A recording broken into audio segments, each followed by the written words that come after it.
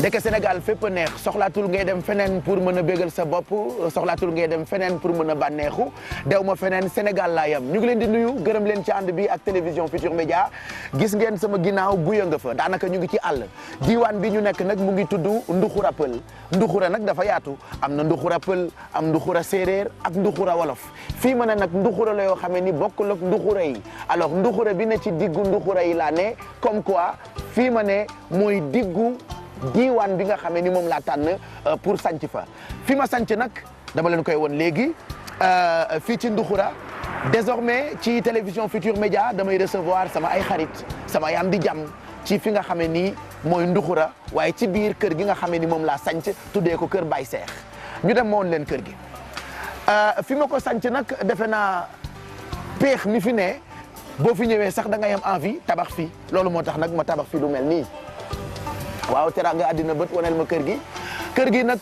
dëgg-dëgg dañu ko dàkkantalee picc mi nga xamee ni moo ne ci ndobin waaye picc moomu nag dafa naaw ba teer si fii ci Nduxura nag tey ci émission bu njëkk bi nga xamee ni moo di kër Baye Seex ci biir kër gi naa fi recevoir koo xamee ni sama xarit la yàlla baaxal na ko waaye fexe na ba am jom ju toll nii ñu ràññee ko ci domaine am kooku bu ca kanamee di ngeen xam kan la mais en attendant j'ai très envie de vous montrer quelques coins et recoins de ma maison chez moi ici à Nduxura voilà regardez defe naa yaatuwaay bi ni mel moo tax sax ma am fi ab toolu mango waaw dama fay sanc ay garabu mango def naa fi ay garabu koko li waa Ndar naan koko mango yi nag ñoragul bu ñoroon sax ma daggal leen ci may leen ci yéen ñi nga xam ne yéen a àndandoo ak ñun ci télévision Futur Média waaye ak sama gan gi tey xale la boo xamee ni dafa terrible woon daan na sàcc mango daan na tëb miir nekkoon na fi dokerman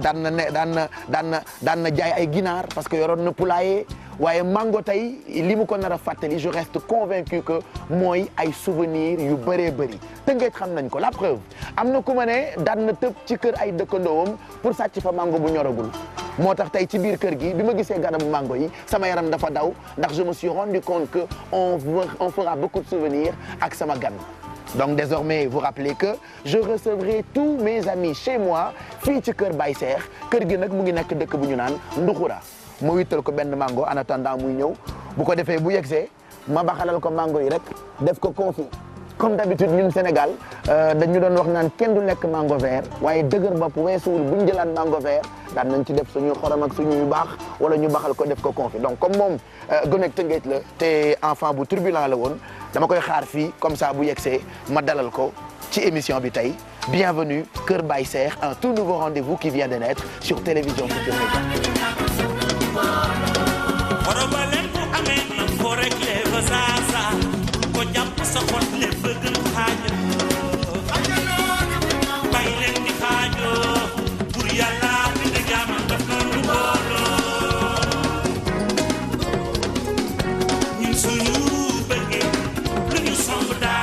dugg si na ma def ni Lamine Samba rek def ko commentaire quoi alors kii bëgg a wàcc ci oto bi nag moom mooy sama invité ci premier numéro Kër Baye Seex fii ci Nduxura Nduxura Kër Baye Seex kooku nag kenn dootu ko présenté mais on va le découvrir tout de suite Boubacar. salaamaaleykum. aleykum salaam. Alaaji Baye Cheikh. Alaaji Boubacar. maa ngi lay siyaar. Diallo mbaa yaa ngi am jàmm. Diallo naka yi tey. Diallo fii mooy fan moom. fii mooy Kër Baye Seex Nduxura Pël. Nduxura Pël. mais dégg naa mine de fii waaw xam naa fee parce que élection 99 yi. maa ko couvrir woon fii nii couvrir Rufisque couvrir Yène. tubaab jalaaw Nduxura bambara Nduxura tukulóor Nduxura séeréer parce que man pour ma sanc fi waaw yow laa dégg ci rajo bi nga Nduxura Pël Nduxura séeréer ma ñëw di dem tubaab jalaaw romb ñu ne ma fii mooy Nduxura fii mooy Nduxura ma sanc fi sama kër kon fii nga sanc waaw fii yaatu na de waaw jéegu mango yi mag jéegu mango yi nag moom sàcckatu mango waaw mënoon naa yéeg mango lool sama kër maam daa amoon mango ju tooy te sa maam Alaaji Ousmane Diallo da doon bañ ko ci yéeg mais il paraît que boo gisee garabu mango da ngay nostalgique waaw yéeg rek laa bëgg fu mu ne garabu mango de comme golo gu góor yéeg rek laa gis fu mu ne comme golo gu góor yéeg rek laa gis am naa fi ay mango pomme ay mango papaya ay mango day ban te kenn greffé wu ko de te papa te mango ñoragut de ba pare dégg naa yow ku bëgg affaire bu dagg waaye mu dagg rek dama koy baxal pap daggal naa la ñaar fële am nga xorom bii dama koy baxal am nga xorom am naa xorom waaw am nga kaani am naa léegi ma dëbal la. non non ba dama koy dagg rek mango foroxal laa rek di capp mango foroxal. ayca ñu ngi ci tàngaay nag boo bëggee ñu toog ci terrasse bi boo bëggee ñu toog ci biir salle bi waxtaan. non nañ toog ci biti. ñu dem ci biti. ayca kañ dem féexlu. nañ dem féexlu fu gën a féex rek. mën a waxtaan fu gën a féex rek. ibi parenthèse ci sa parcours. waaw noo ko bëggee rek. tey parenthèse dañuy ibbi ci parcours bi. noo ko bëggee waxtaan ci lu bëri. waay Pape yaay wax noo ko bëggee rek. noo ko bëggee rek noonu lay demee. bëggoon waaw. comme bëggoo toog ci biir. terrasse baa ngokk. fii moom déedéet waaw fii moo tane fii moo gën a féex féex am na aération. dëkk bi dafa tàng. fii am na aération. toogal noonu. fan naka nii. waaw toogal noonu rek waaw. ñu jàkkaarloo. alhamdulilah. wala ñu toogee wet rek. mais mango bi nu may def après dañ ma koy daggal. mango bi de boo bëggee ma daggal la ko léegi. ñu def ci xorom. xaaral ma jox ko jànk bi. jànk baa ngi fi waaw. maa ngi juróom benni bon. fii kon neex na nañ ci def xorom def ci ay xorom ak affaire yooyu noonu mango bi ñu dagg ko def ci xorom def ci affaire yëpp waaw xorom rek. boo bëggee mu boole ci poobar ak kaani non xorom rek xorom. parce que gars yi à l'époque dañ doon dëbbandoo xorom. poobar boole ko ak poobar ak kaani. xorom rek. safa bi xaw a mel ni lu xonk. mais il paraît que yow temps école da nga tàmmoon génn récréation dem jëndi mango verte. mango ak buy. ak buy buy mais buy bi dañ la koy jaay ci kayitu ciment. ok buy fii nii ñu jaay la buy. fii nii ñu jaay la njambaan. waaw fii kayit bi kayitu ciment. maire bi da ci def fii buy. beneen bi ñu def si njambaan. ok après yow ni nga koy lekk. ni nga koy lekkee di mar di dem quoi. voilà je voulais juste nuyuwaat leen xam nga li ma wax bi ñuy doog a door fii ci dëkk boo xamante ni dafa neex a dëkk neex a dëkk ba noppi boo fi ñëwee di nga xam ni Sénégal soxlaatul ngeen di dem feneen pour féexlu ma sanc fi nag kër gi nga xamee ni mooy kër Baye Cheikh di fa recevoir samay xarit samay am di jàmm waaye nag pas n'importe qui ñi fi nar a ñëw ñëpp kenn ku ci nekk da nga di jàmbaar ci sa domaine c'est des exemples yoo xamante ni tey pour ndaw ñi nga xamee ni comprendre nañu ni pour réew mi jëm kanam il faut que kenn ku ci ne jàpp ci la Youssou waxoon gàddu ileer yi jubli ci mbay mi te xam ni tool may Sénégal. et ci jotaay bu njëkk bi ñu dalal Boubacar Diallo ndax dañu koy laajte déedéet fexe na ba wutal boppam woy woo xamee ni ci domaine am dootul fay te parenthèse bi nga xam ni dañu ko fas yéene ibi daañu gën a détailler parcours bi enfance bi ses rencontres li nga xamee ni jot na ko liggéey ba ñu gën a mun a xam kan mooy réellement Boubacar Diallo alors dañuy des ci enfance parce que fa la ñu dooree bi ngay doog a dugg si ci biir kër gi. defe naa sa xaleel boo tëddee di nga ci mën a def ay rétrospective boo gëmoon tey sa bët. yan ngay fàttaliku ci sa enfance. benn boy bu sopp boo xam ni suñ ko nee defal lii rek du def loolu. leneen li lay def waaw boy bu dës. bëgg ay affaire xeex bëgg ay affaire football popo. ay popo ay may leen ñu ndox ñu raxasu. dañuy naani meew may leen ñu ndox ñu raxasu. buñ la nee demal jàngi il nga dox nga dem Soumbédioune yéeg ci miiru armeer yi. dox di dox miir dafa am xottu butéel mais ngay dox jëm ba ci biir école ba. Médina la woon wala Tëngéej. loolu Médina la. foo juddoo. Médina nga juddoo. ban rue 11 angle 4 dëkk 17 angle 6. 11 angle 4 sama kër maam. 17 angle 6 sama kër papa. ok waaw bi nga xamee dëgër tuuti léegi. lëj ñu yóbbu ñu géejawaay d'abord sama papa comme enseignant la. ok affecté affaire yi ñu yóbbu ñu géejawaay. cité des enseignants. papa bi comme enseignant la mu am foofu kër. ok mais comme enseignant la ba tey. gestionnaire la ñu yóbbu ko centre médico-scolaire mu jógee foofu après dem CNFA centre national de formation d'action de Rufisque. donc ci lañ dem dëkki Tëngéej. mais nag foofu laa jàngee vraiment àdduna Tëngéej parce que foofu laa amee sociabilité. dugganteeg nit yi dem añi ci kër jàmbur yi. dem ndeppe dem boucherie. wut yàpp. ñëw togg ko dem dugg ci marché bi. wut lijjanti salade. xam nga entraîné ci géej gi ba pare jënd cere bu wow. def ci ndox mu tàng bàyyi mu sekk. il paraît que sa enfance dafa metti woon parce que sa papa donte mënoon na ko mais daf la bàyyi woon pour nga xam àddina. waaw bàyyi bu baax a baax nga xam àdduna joxuñu lépp joxuñu sax dara. et puis nga nekkoon xale bu terrible Boubacar. bu garaw xale bu sob lool sax dëgër bopp peeru dëgër bopp boo xamee ni loolu kenn musu koo gis. merci Fifi. merci dagatel na la sa mango verte. waaw man nag mango foroxal lañ koy wax ñun. mango foroxal. waaw mango foroxal. mais di nga sofe. waaw dinaa sofe moom. mbaa nga umu. sama bëñ yi moom ñoo umu baaxul.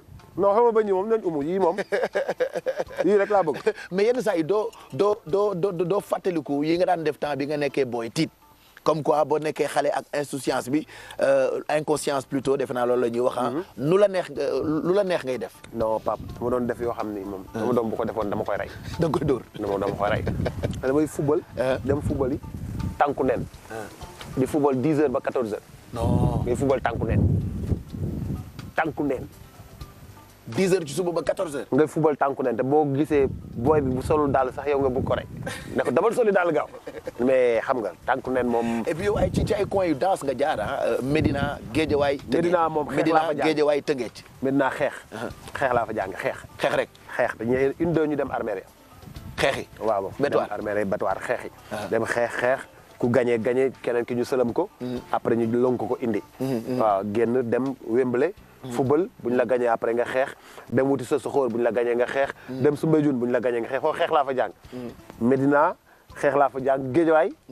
ma jàng fa téméraire. moom dama fa jàng téméraire. foofu da ngay ñëw. ñu ne fii ay woyu ñoo fi nekk bu fi kenn dugg. gaa yi daw nga dugg. ok foofu da nga fa jàng téméraire jàngee fa football. football bu métti. football bu métti. nga xam ni football ci suuf si la. Guédiawaye dafa bëri woon suuf. léegi rek la am ay taleeg yooyu. mais suuf kese la woon. dem football ak booy fiic mi ci. ñoom ay arbeeg yooyu. xam nga Tëngéej nag. ma jàng fa ay fekk si leen dóor leen. fekk si leen dóor leen loolu ñaaw na. après nga dem fekk si leen dóor leen. loolu ñaaw na fekk si leen dóor leen.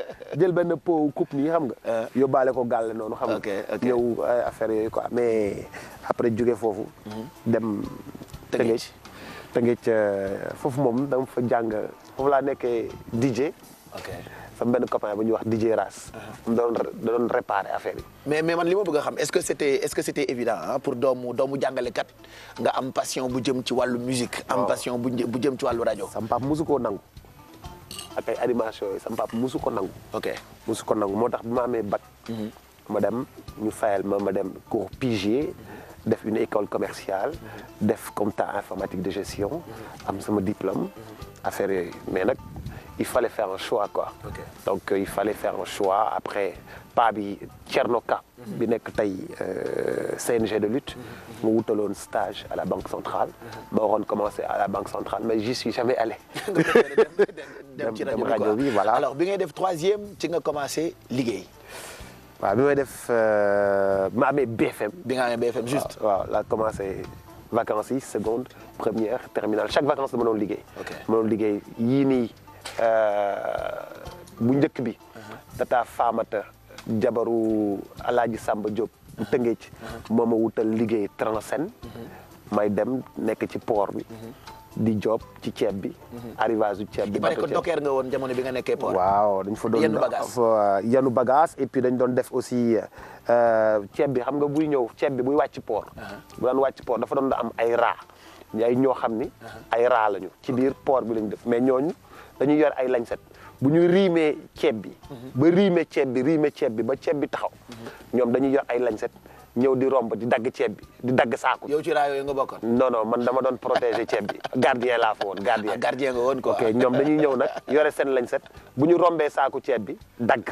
ok ceeb bi tuuru. ok ñoom ñu récupérer ceeb bi. génn ci biti dem jaayi ko. génn ci biti port bi dem jaay ko léegi ñoom lii tuuru. xam nga day bari day mat saako presque. wala ñaari saako. ñoom dañuy dagg mu tuuru ñoom ñu récupérer. ñooñu ñooy les rats du port. les rats du port léegi nag. donc dañu doon recruter yaa doon garder ñooñu ak sa ndawaay. waaw non ñu bëri la ñu woon du woon man rek Transen da doon recruter ñu bëri.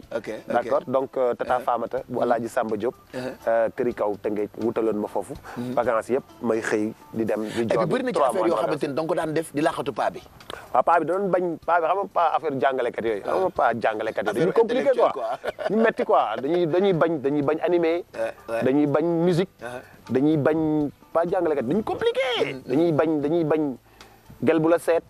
dañuy bañ nga guddee dañuy bañ timis fekk la ci mbedd mi. dañuy bañ gée fekk la ci mbedd mi. xam nga li ñuy bañ dafa bari pas jàngalekat li ñuy bañ dafa bari. mais nga bañoon aussi quoi. waaw mais man damay laaxatu rek. bu ñu nee tëdd leen ba ñëpp tëdd. ma génn ndànk tëj tëb miir bi waaf. dem dox sa dox ñëwaat sama dox mais balaa ñuy julli fajar nga ñëw. boo ñëwee noonu après bu ñu julli fajar nga jóg mel ne yaa ngi on sur gàlle bi quoi. d'accord léegi est-ce que du enfance la nga cay def sa xaleel. mooy wuyu boo màggee maanaam fit ak jom ci xaleel mooy indi réussite. mën na évident mën na bañ a évident. D'accord. mën na évident mën na bañ a évident parce que en fait ci benn instant benn instant ci booy màgg des fois da ngay xalaat ne yenn yi kat. war naa ko def mais lenn lii waratuma ko def. mais qu'est-ce qui t'a permis ba déraper wuloo parce que ku commencé dara mën nga ci continuer ñu bëri aujourd'hui après amuñu màgg wala bi ñuy demee bay mën après ils se sont rendu compte qu'ils ont raté daanaka seen vie mais quel a été ton secret ba xale ba nga doon exemple de réussite tey fii ci Sénégal. en fait sama pap benn dama ko ragal. dama ko ragal dafa mun dóore. pour tekkee ceinture bi nii. bu dee boobu nga xam pour yow àdduna day tukk. ay tendre par quatre. non tendre par quatre mais moom da day tiim ni yor ceinture di dóor. ok donc sama pap dama ko ragaloon. comme dama ragal sama pap am na lu bëri loo xam ni. du ma ko ñeme def. ba pare sama pap dafa bëggoon ñu dem jàkk. donc foo mënti nekk. bu timis jotee. bu Pa Diop bu cité des enseignants noddee. yow loo jàpp da nga koy daw gaaw balaa muy nodd. nga dem si jàkk bi. ok nga dem dugg gaaw si jàkk bi. ba pare après bu paay julee ba pare gars yi dañuy bëgg nga lem affaire yooyu xam nga. mais dañ doon donc dem si jàkk bi. daf ma xaw a delloo si. ragal sama papa daf ma xaw a delloo si. yu bëri yooyu ma ragal noonu ragal sama papa ak di fréquenter mosquée. loolu daf ma xaw a téye tuuti quoi. waaw donc éducation baax na. waaw éducation baax na moom. kilifteef bu waajur kilifteef moom mooy base doom dafa am solo parce que ça te permet même boo defee bêtise nga xalaat ki nga ragal pour mën a teguwaat ci raay bi. lu tax muy dund ba léegi. dañ doon dem géej. ñu demee géej sangu. ñëw bu ñu ñëwee. ñu defee ne ñun ñoo rey gaynde ga fekk day am mbeex. mu teex takk sa kanam. sa papa bu ne fu ngeen jóge ñu ne non dañ demoon fubali. lii daal sama papa bu defee nii rek. xam ni géej nga demoon mooy que ni dee nga. ok donc dóor yi ñu lay dóor. moo tax dematoo géej. ok suñu bàyyi woon noonu rek lap nañu bu yàgg parce que mënuñu woon fay te dañ doon dem ci géej gi chaque jour. d'accord donc kilifteef ragal paa bi. dal teey xam nga yooyu noonu moo tax ñuy dund ba léegi moo tax ñuy dund ba léegi quoi. alors ñun ci suñu gëstu on s'est rendu compte que bëri na ay nit yoo xamante ni amoon nga ay rapport ak ñoom am na ñooy gis am na ñoo gisatul. donc ñun on a rencontré kenn koo xamante ni dañu ko laaj ndax Boubs ni mu terrible loon ni mu terrible woon ba ñu xam ko est-ce que yi mu ñuy wax yëpp foofu la jaar. donc pour vérifier tout ça on va faire appel à une personne. ah oui. koo xamante ni. gars yi duñ ma baal de. du ma la wax kan la mais je veux juste mu ñëw parce que mu ngi fi depuis démb fii la fanaan. ok démb laa ko woolu.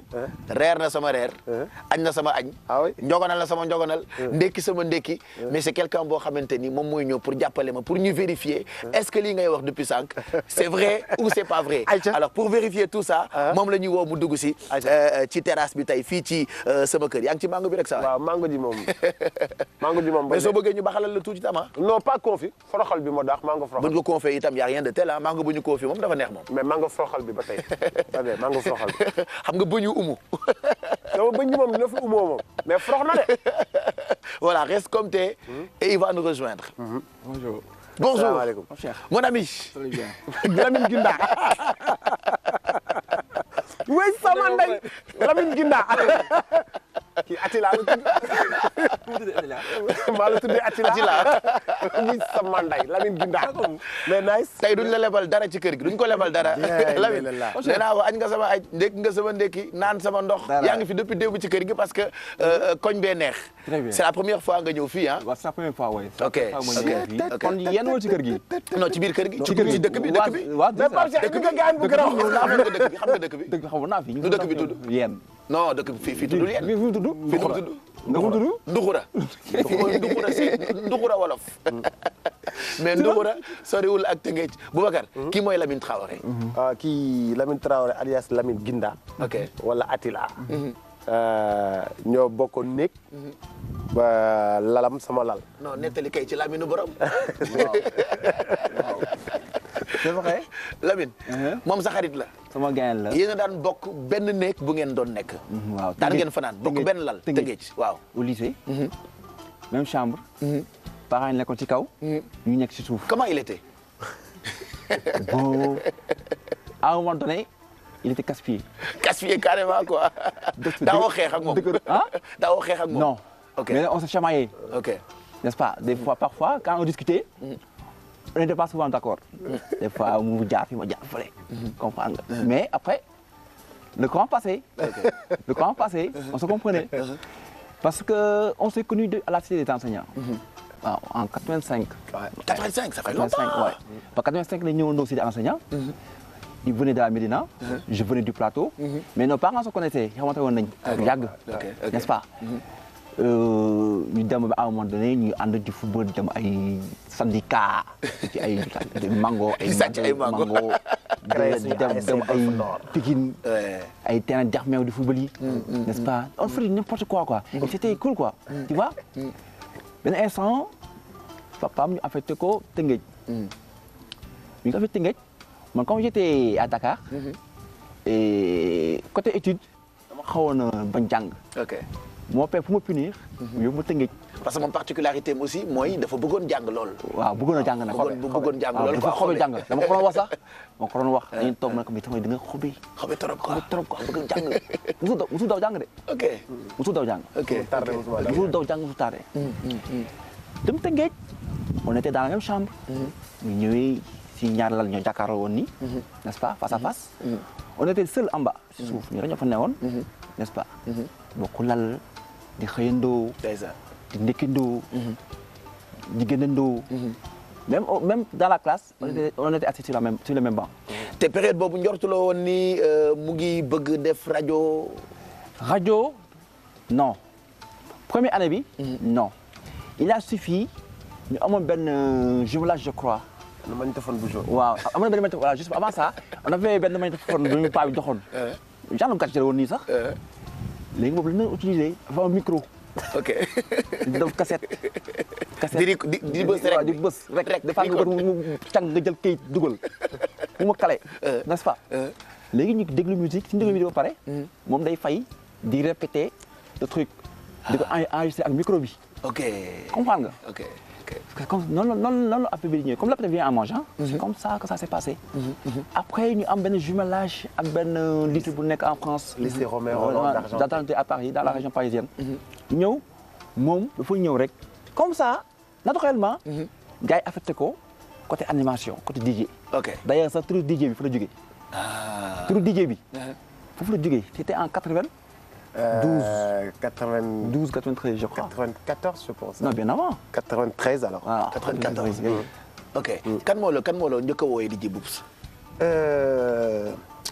ñoom Kiné Ndoye def naa ñoom tuddee DJ de DJ ñoom Kiné Ndoye seen clip googu. waaw ñoom ñoo nekkoon seen ay. voilà on avait une bande nag. ñoom Mbayam Sila. ñoom Kiné Ndoye ñoom ñooñu daal. xanaa ñoom léegi ñu ngay sëy léegi. mère lañ. mère lañ. ñoom ñoo nekkoon fan si quoi.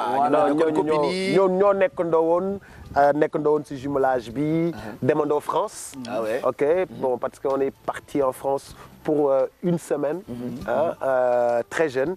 et puis li gën a yokk sax affaire ay télé ak ay rajo yooyu. bi ñuy dem jumelage bi France bi tubaab yi ñëwee. dama demoon antenne midi ci Ambroise Gomis. je me rappelle. midi première. dama demoon midi première. et puis comme Tëngéej la ñuy jógee ñu ñëw tardé. émission bi c'était tous les samedis à midi je pense. avec le grand Ambroise ñu tardé. ma ànd ak monsieur Niak Diallo.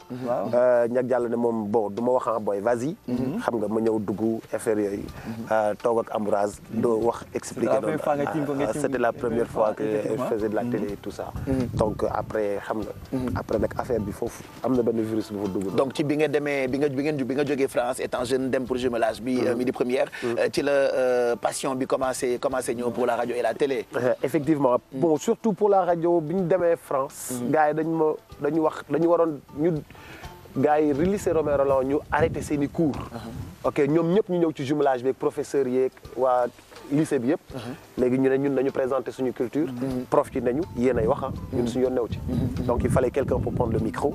donc moi j'ai pris le micro j'ai parlé aux gens dans un gymnase rempli. et puis après ma génn ci gymnase bi. doon wax Dakar nu mu mel affaire yooyu di wax Sénégal nu mu mel gars yi di ma laaj autographe. ah ouais. tubaab bi naan ma ouais tu travailles dans quelle radio ma ne ah. et temps booy waaw temps booy ah. maa ngi def première seconde laay jàll. war a def première. war a def première. donc ñu may naan tu travailles dans quelle radio ma ne ah bon. donc tu es à RFI ma ne moo tubaab bi doful. c'est que mooy tubaab bi doful. man je suis pas à la radio je suis élève mu ne ma ah bon mais tu parles bien ma ne ah loolu moo wax ba jàpp ko. ma daal di ko xaw a démarrer. après comment naka la début bi amee naka nga duggee rajo. waaw Seydou Ndiaye alias DJ Ras. donc moom dafa doon def ay réparé.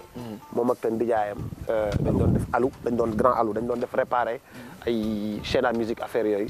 donc mu doon animé waale ay tour léegi comme man dama bëggoon musique donc ñu doon ànd ak DJ Ras di dem di animé ay tour xam nga ñuy animé ay tour di animé ay ngénte ba si yàgg affaire yooyu xam nga man ñun suñu famille am music shop avec DJ Ziza yaa ngi koy dégg Aziz Ndiaye am Papis Samb ak Mbacke Mbeng xam nga gars yi ñu am benn music shop ci music shop bi nag ma gën cee tàmm musique di dem ci music shop bi waagu ñaay dem affaire yooyu su ma ñëwee damay fekk benn Mamina Jéeme suñu music shop muy enregistré spot ci suñu music shop. ma koy xool rek quoi ma koy xool. oh là là waaw ma koy xool et puis di jëlaale nouveauté yu bees yi. di ko yóbbu Rufisque. après tonton Malé Ndiaye feu Malé Ndiaye jël DJ Ras pour que mu animé foofu ci discothèque bi Rio. après nag ñu nag Ras ñu ànd di animé ci discothèque bi. xam nga ak suñu beneen xarit bu tudd Gibson. Gibson ñun ñëpp ñuy dem discothèque di animé ku animé jox sa morom ki animé jox sa morom ku animé jox sa morom mais am benn gars bu am générosité bu Ras. mais vraiment moom la ñu recruter te moom ñun lay bàyyi ñu animé. ok waaw gars bu extraordinaire mi ngi Italie actuellement. donc ñu gérer foofu def fa. feu et flamme quoi feu et flamme. alors comment je pense que l'histoire commence avec le grand public ak Sapa Déguine Daat Saay. avant cela dama am benn publicité bu ma defaloon Rio. mu waroon jàll Sud FM temps yii Sud FM moo amoon. ay Walfadjri yooyu amagul woon Sud FM. ma defar publicité bi. Ras enregistré ko foofu. ñu jox ko suñu benn grand bu tudd Seydou. bu doon liggéeyee cigarette excellence. mu yóbbu ko Sud FM.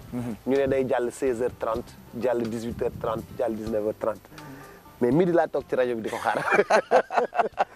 midi. ñu jékki-jékki publicité bi jàll. may wax ci rajo bi di dégg sa bopp. ñu jékki-jékki 16h30 defe naa 17h30 mu jàllaat. nga déggaat sa bopp encore ci rajo déggaat sa bopp ci rajo bi. mais gars yi waroon def publicité bi ne mais woote ñu laajte kan moo def publicité bi ñu ne Boups moo ko def. et puis après. ñu wër say contact et tout ñu wër say contact affaire yooyu après ñu commencé nag. def loolu quoi après nag ma jàpp ci nag. maa ngi dem naa boobu ba war a def sama examen am sama examen mais nag di dem ci rajo yi. pour wax ni man dama bëgg def. di déposer ay demandes dem Nostalgie dem Sud FM. affaire yooyu. dem seeti grand Omar Diouf Fall dem seeti grand ay affaire yooyu bon mais y avait pas de place quand même. y avait pas de place ou bëgguñu la woon jël parce que amuñu woon peut-être confiance ni am nga talent pour def rajo parce qu'à l'époque c'était plus compliqué que maintenant. maintenant tout le monde peut faire de la radio et tout mais ci jamono boobu noonu c'était un peu compliqué. pour nga am accès pour mën a liggéey ci rajo jamono boobu la gënoon metti casting bi. c'est vrai le casting était très difficile mais en fait tu vois ñiy def rajo duñu am temps très souvent quoi. ils n'ont pas le temps. ils n'ont pas le temps pour découvrir des talents et tout. tu vois moi on m'a essayé. après madame seeti Mame Less Camara. di ko remercier di ko nuyu de passage yóbbu ko ñu bokk cité des enseignants ma dem yóbbu sama demande. après ma toog woowuñu ma toog benn jour temps yi nag dama doon wuyu ji téléphone. suñu kër am woon téléphone kër Papa Latir Diouf téléphone fixe bu dëkkandoo yi. téléphone fixe bu kër ñoom Papa Latir Diouf. ma toog rek ñu woo ma quoi. ñu heure añ yooyu. ma dem toog ci salle bi def nii quoi. di xaar. te ñoom Papa Latir ñi ngi añ ne man ñu toog nii di xaar quoi. di xaar téléphone bi sonewul. après ma daal di génn dem. ne leen après naa ñëwaat ma génn dem bay dem rek téléphone bi sonewaat ñëwaat waaw jël ñu ne Walfadjri yi nee nañ pour nga ñëw après nga ñëw def test. parce que boobu Walfadjri mu ngi doog a indi quoi. waaw programme yi commencé gul sax. après ñu ñëw def test bi xam nga devant Reine Marie Faye Abdoulaye Lam. on a fait le test et puis après c'est passé comme une lettre à la poste parce qu'en fait lu tax mu jàll. parce que bu doon beneen heure defe naa du jàll. mais dañu ne woon heure boobu moo gën a metti le matin. moo gënoon difficile. def la radio le matin. parce que il fallait de l'audimat et tout ça. donc. et que c'était pas évident parce que jamono boobu je pense que ci rajo yi pour la plupart tubaab lañ doon lakk matin boobu noonu. non boobu Francesca ngi doon toj Francesca ñëw indi wolof. tuuti Francesca ngi doon toj 404 mbaar Kungu Yaboy. Kungu Yaboy waaw. Elle était la seule à faire ça. émission Sud FM en wolof. mbalax n'est-ce pas. et puis ñun ay loovi voilà ñun ay Kabo c'est autant de MC Hammer des trucs comme ça là gars yi gëm affaire yooyu quoi. mais c'était pas évident pour que heure boobu noonu pour mu am carton quoi. Du tout. Donc les autres ne voulaient pas mais moi j'avais tellement envie de faire quelque chose j'ai dit moi je prends. Donc j'ai pris et puis on a fait 6 mois. Déjà 6 mois seulement. De novembre 97 à juin. Walfadjri était devenue la première radio. Et puis voilà quoi, Sap de Guindane, ça a été devenu l'émission numéro 1 du Sénégal. Nekk number one. Voilà quoi. C'est passé vite hein. Vite en 6 mois. Ok. En 6 mois. En dehors de tes débuts à la radio dinañ ci ñëwaat léegi nii Boubs dafa gëm hip hop da ngay dund rap. mu gëm rap. Raconte-nous sa histoire ak hip hop ak rap. ak ñoom Pape Malick dañu amoon sax groupe rap. nettali ma partie boobu noonu. surtout non dañu amoon groupe rap man Pape Malick Turbo Ndoye. Turbo Ndoye. bu nekkoon 7FM. nekkoon 7FM la nekk. Ndoye Junior ñu koy wax Ibrahima Ndoye Junior. Ibrahima Ndoye Junior que je connais hip hop. tu vois mais nag dañu doon xeex rek nag. tu vois dañu doon am suñu instrumental di dem di commencer di répéter. nekk hip hopers mais dafa am benn jour ñu am foyer. ñu répéter. war a ñëw jouer. mais temps yooyu jant bi moo fi teg tànk ak Pifros. ak Daara ji. ñu war a ñëw. ak ñoom tonton Bamba ji Fall. ak Bamba ji Fall non moom tonton Mag dafa fëlagul. wala fëlagul woon. yaa ko njëkk a fël ah. waaw tonton Mag 97 la 98 la tonton Mag. ñu ñëw répéter. war a jouer ci lycée bi. waaye waa Daara ji ñëw rek lycée bi di toj. waa Bamba ji Fall ñëw lycée bi di toj. waa kii nu mu tuddati ñu njool ñi. kii booy dëkk jëppal. waaw kii waxal waa ni audition. non booy dëkk jëppal. je connais pas. bul ma jooy la. jant bi ñëw lycée bi toj. non ñu tas affaire bi. ñu tas lycée bi. ñëpp ñibbi kenn wayul. Bamba ji Fall wayul. Daara ji wayul. jant bi wayul. parce que vous étiez jaloux quoi. non xamaguñ leen ñee xam nañ leen ba pare. waaw mais ñun ñu war a jouer gars yi di ñëw ñu yuuxu ñu tas ko. mais est-ce que yaa ngi fàttaliku premier titre bi ngeen def est-ce que yaa ngi koy fàttaliku. est-ce que tu peux revenir un petit paroles yi ak ni nga doon tegee flow yi ci beat bi c'est ça non. mais fekk xam nga gars yi s'il te plaît en rappel rek comme ñu ngi toll ci séquence souvenir. fàttali ma ni nga doon defee quoi parce que à l'époque defe naa. dañ doon bëgg rap wolof.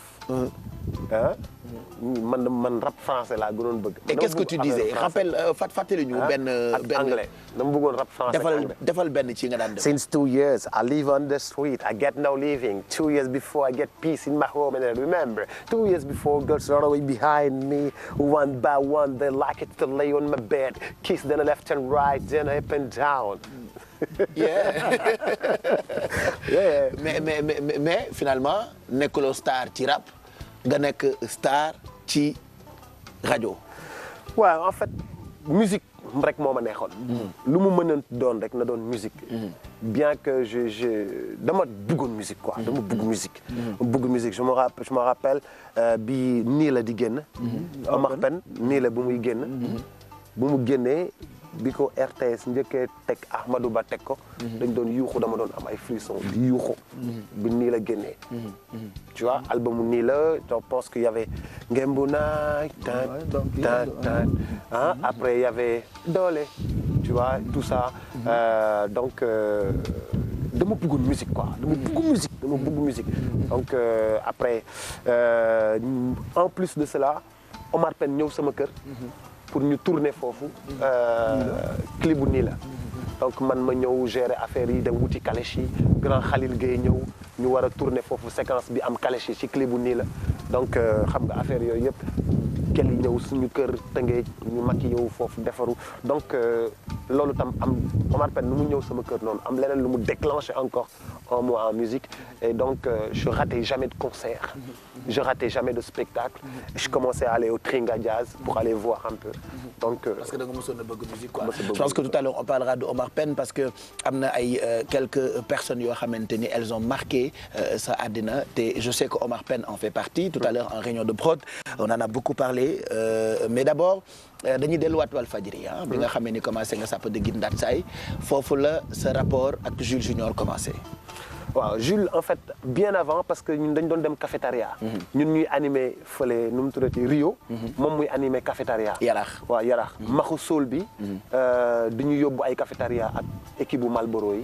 donc foofu déjà affinité bi commencé woon na xamante bi affaire yooyu. mais miinante wuñu woon trop quoi. mais nag Jules dafa nekkoon ku baax koo xam ni. boo ñëwee cafétéria da lay laaj loo bëgg gars yi tegal la benn espace toppatoo la dugal la jox la affaire yi xam nga loo bëgg naan loo bëgg affaire yooyu. xam nga boo xoolee benn gel bu naay sax mu ne booy dama bëgg gel bi gelee kaa yow tawgal kii sama waay la tawgal xam nga wax la ak moom yow xam nga donc bëgg ba pare dafa géré. fu mu doon a xeex waaw fu mu géré quoi. d'accord géré quoi. ngeen dem ba tuddante ay doom. waaw parce que en fait quand on a commencé à Walfadjri donc man je faisais le matin moom mu doon def l'après-midi donc il avait en charge le hip-hop le R&B et puis le rap. donc et comme ñun dañoo amoon music shop. donc man dama doon wàcc dem si Mbacké dem jëli CD yu bees yi jëli Fujis yi soog a génn dem jëli MC Light yi soog a génn dem jëli disques yi soog a génn yëpp ñëwaat indil ko donc tànnal ko yi ñu war a teg et tout ça jox ko xam nga ne ko bii ak bii ak bii ak bii après dem néegu Eric Senghor dem toog Liberté 5 déglu ko xam nga mu teg après affaire bu wàccee ma jëlaat CD yi yóbbuwaat ci music shop ba quoi xam nga donc comme ça après su ma ko yóbboo ci music shop bi ñu ñëwaat toog caayin waxtaan affaire yooyu mu nekk sama frère quoi sama frère de travail tu vois dans tout quoi. lan ngay fàttaliku ci moom. tout hein. Jules Junior c'est tout hein. Jules Junior c'est ma vie quoi tu vois donc Jules Junior on a tout partagé tout ce que tu peux imaginer on a tout partagé. On est allé à Bercy ensemble en 2000 avec tous les grands et ce qui m'a le plus marqué en fait quand on venait de démarrer la radio il y a de grands noms qu'on respecte énormément jusqu'à présent qui nous avaient chambrés à travers les autres antennes et qui disaient qu'on n'avait pas d'expérience bon amuñu expérience di leen critiquer quoi. waaw di ñu critiquer quoi.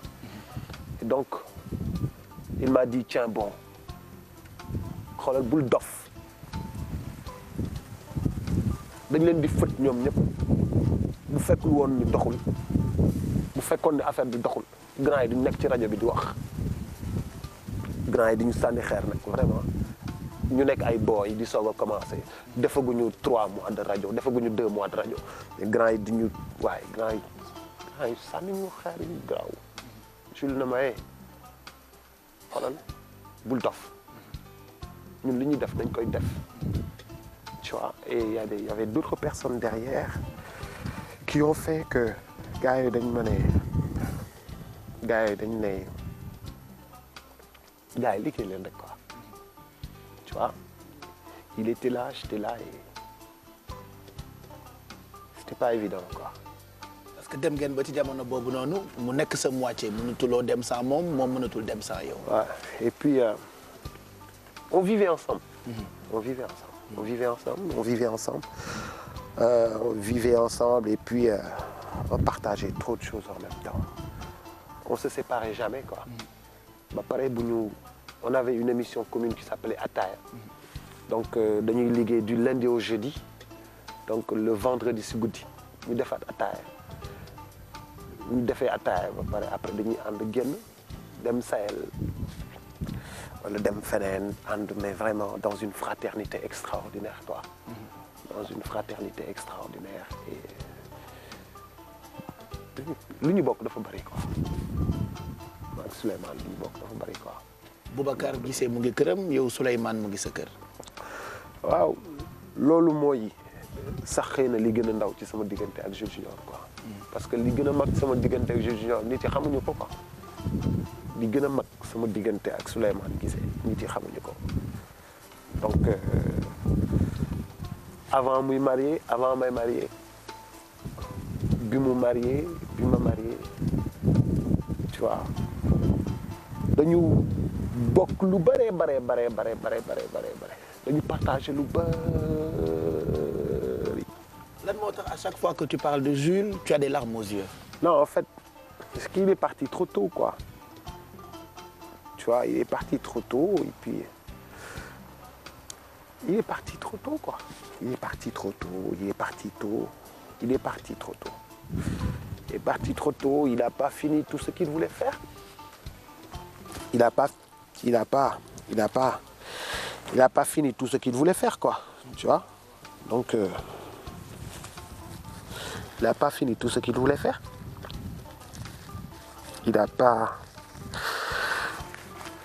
Il y avait des projets, il était en train de discuter avec El Hadj Ndiaye, il était en train de discuter avec Mariam Ndiaye sur des choses qu'il allait encore faire et tout ça. Donc c'est pas évident quoi. Et Jules Junior dafa intelligent woon quoi. Intelligent woon et il avait une voix unique. Et ce qu'il a fait pour le hip-hop fii gars yi ci rajo yi gars yi gëmuñu woon hip-hop. Bab ci rajo yi fii gars yi gëmuñu woon hip-hop lu weesu lu fi Aziz Coulibaly def pour le hip-hop Galsen def ko pour PBS ay affaires yooyu gars yi gëmuñu woon hip-hop. c'est vrai que le Jules Junior def kenn defu ko ci. non te kenn du ko ci mës a defaat. maintenant qu'est-ce que tu dis aux gens qui n'ont pas compris ce rapport ak sa rapport ak moom parce que bi mu génnee àddina y a eu beaucoup de bruit y a eu beaucoup de commentaires Boubs toppatoo ko Boubs nekkuloon ak moom tuddante nañu ay doom. et pourtant waroon na ko taxawu. moi je me rappelle je suis venu ci café avec ma fekk leen ngeen def seen réunion de prod. la première chose bi ma gën a marqué jour boobu tu disais à la prod il faut que moo Jules Junior jox ko ci benn rôle. donc et il y a d'autres exemples yoo xamante ni ñi la jege peut-être xam nañu. mais nit yi la jegewul peut-être xamuñu et musuñu la dégg nga def ci benn commentaire donc ce serait peut-être une occasion tey sama kër pour que ñu mën a comprendre parce que Jules Junior est toujours là parmi nous. ah il sera toujours là parce que su ma yeewoo sama doom ni ko Souleymane. donc il est là mais man su ma la bëggee yow. am na loo xam ni man. mënuma la toppatoo ci nen quoi. ku wax ne toppatoo ma Jules Junior xamuloo quoi. mais Jules xam na man xam naa. sama jabar xam na Jules xam na. sama papa xam na Souleymane xam na sama yaay xam na Souleymane xam na. c'est ma vie Souleymane comme kii nu mu nekkee sama dund. Lamine Traoré. kii duma ko gis def na peut-être 1 an gisuma ko. na peut-être kii 1 an gisuma ko. moom laa njëkk a xam ko Souleymane. ndax tuddee ma ko sama doom. moom mii ñoo bokk nekk bokk lal Souleymane bokk ma ak moom nekk ak lal kii ñoo bokk nekk bokk lal. Souleymane deret laa bokk ak moom. moo ñeme def sama biir kër luñ kenn ñemewul def. moo ñeme wax sama biir kër lu kenn ñemewul wax. xëy na tey nekk fi mais tu sais on a vécu ensemble. on a benn xarit Seydou Ndiaye DJ Ras. tuddee ma ko sama doom. sama doom Jules Junior laa ko tuddee. parce que dañoo dundandoo. bokkandoo. liggéeyandoo. mu metti gars yi gëmuñu ñu.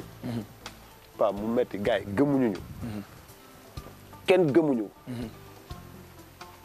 ku dul Mame Less Camara kenn gëmuñu man ak Jules Junior. gars yi di critiquer comme ni ñuy def bu ñu gisee lu bees rek ne boy yi ils sont pas professionnels. boy yi ay ñu boy yi dañu bëgg a changer donne yi. hormis Mame Less Camara kenn gëmuñu. ba sondage yi génn. Souleymane Niang qui était à la radio Walfadjri tu parais con mais tu as la première émission de radio du Sénégal.